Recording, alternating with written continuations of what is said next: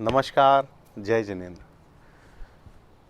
मित्रों, हमारे पास कई बार इस तरह के विषय आते हैं जहां पर हमसे प्रश्न किया जाता है कि सर, हमारी इस भूमि पर भवन पहले से निर्मित है और यह दोषयुक्त भी है।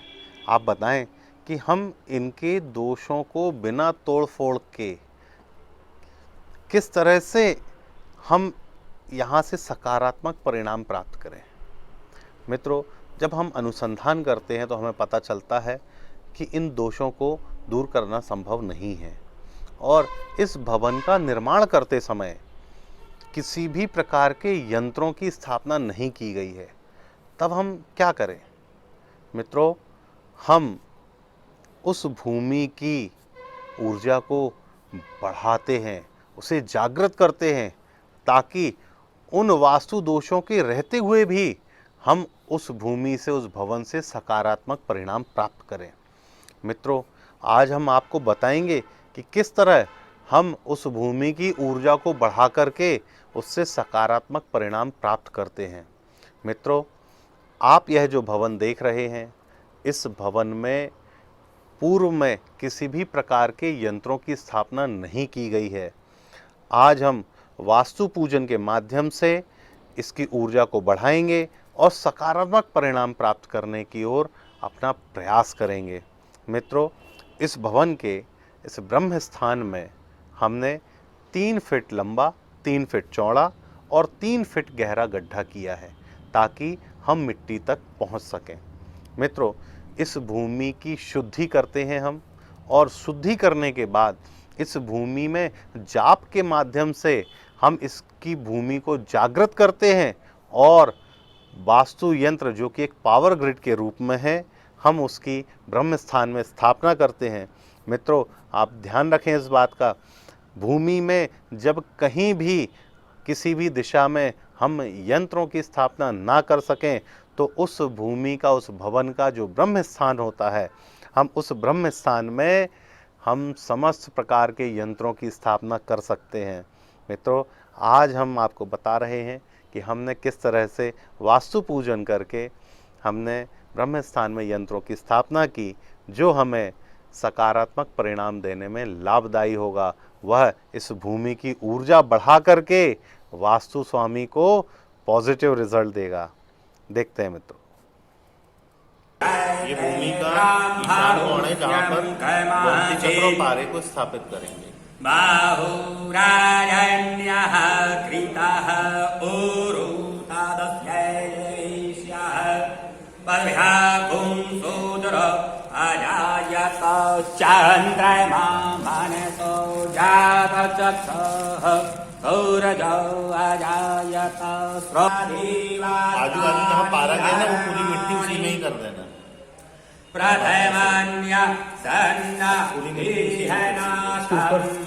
वो तो आजू बाजू पारा गया ना, पूरा समेट लीजिए। पारा पहले पारा, ये वाला पारा इस तरफ वाला, इस तरफ वाला। जो आजू बाजू छटक गया है ना, पारा उसी में ही समेट लीजिए।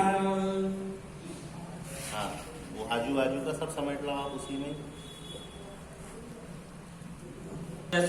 बृहस्पतिर्जग्नामि मन्तानोत्पादिष्टम् जग्नघुंशामि मन्दधातु विश्वे देवास इह मादयन्तामो।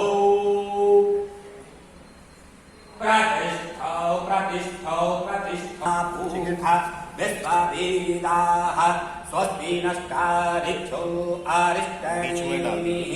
स्वास्तिक के बीच में स्वस्तिनो प्रखतस्मा मारुताः प्रश्निमा धरः शुभञ्जावानो व्यधते कुचक्मयाः अशस्येमाक्षभृजात्राः स्थैरैरङ्गै पुष्टैवागुं सस्तनो बिभ्रसेमहि देवहितं जदायुः सकमिन्यो शारदो हन्ति देवा जत्रा नश्चक्रा जरसन् तनूनां पुत्रासो यत्र पितरो भवन्ति मान्नो मध्यारीरखतार्युर्गन्तः फूल सड़ जाएंगे। आदित्यर्द्यौरादितिरन्तारिक्षमादितिरमाता सा पिता सा पुत्राः विश्वे देवा आदितिः ॐ भद्रं कर्णेभिः शृणुयामदेवा भद्रं पश्येमाक्षभिर्यजत्रा। प्रेयर कर लेना हाँ कि जो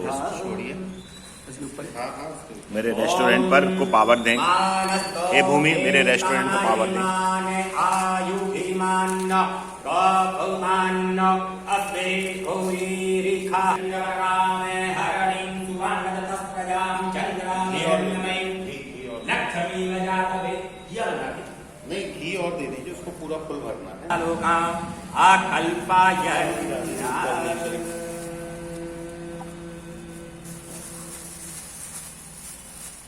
ओम वीरभद्राय नमः वास्तुपुत्राय। मित्रों, आपने जाना हमने किस तरह से उस भवन के ब्रह्म स्थान में वास्तु ग्रिड, जिसे हम पावर ग्रिड भी कहते हैं, उसकी स्थापना की, जो उस भवन की ऊर्जा को बढ़ाने में सक्षम है।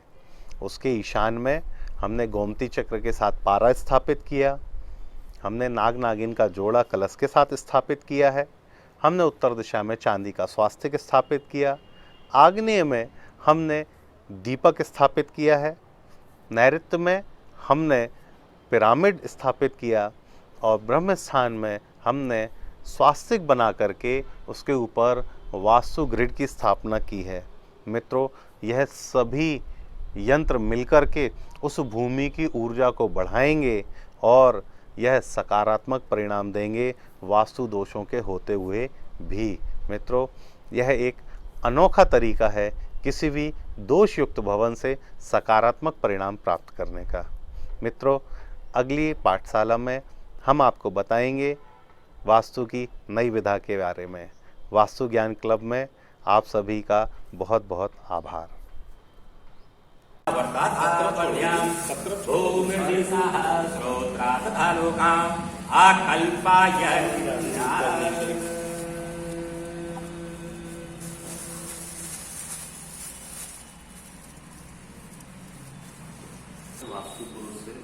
ओम वीरभद्राय नमः वास्तुपुत्राय नमः हरि